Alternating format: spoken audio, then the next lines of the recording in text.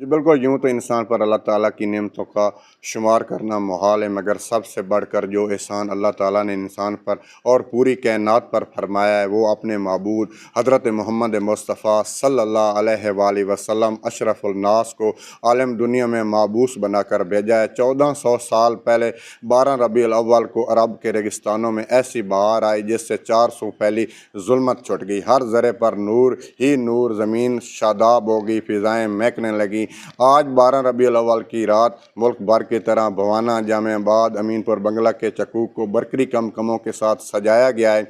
मैं इस वक्त मौजूद हूँ मस्जिद आशतुल कुबरा में। मेरे साथ जो आशिकान रसूल मौजूद हैं, उनसे मज़ीद जानते इस हवाले से। वो क्या सर बताइएगा, 12 रबीउल अव्वल की रात है, क्या कहना चाहते हैं? शुक्र अल्हम्दुलिल्लाह, अल्लाह पाक ने हमें मोहम्मद मुस्तफ़ा सल्लम की उम्मत में से पैदा किया और आज की रात अफजल रात है। इस रात को हमें इबादत करनी चाहिए। नबी करीम सल्लम की ज़ात है, बकसरत दुरूद पाक पढ़ना चाहिए और तहज्जुद वक्त तहज्जुद पढ़नी चाहिए। और हमने मस्जिदें बहुत खूबसूरत सजा रखी हैं। शुक्र है अल्लाह पाक ने हमें ये चीज़ें सजाने की हिम्मत और तौफीक अता फरमाई है।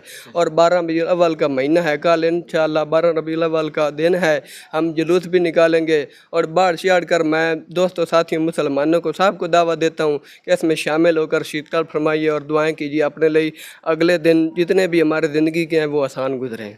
जी बिल्कुल, आशिकान रसूल की बात आपने सुनी। इनका कहना है कि कल 12 रबीउल अव्वल को हम महफ़िलें सजाएंगे, जुलूस निकालेंगे और उसके साथ दरूद शरीफ पढ़ेंगे।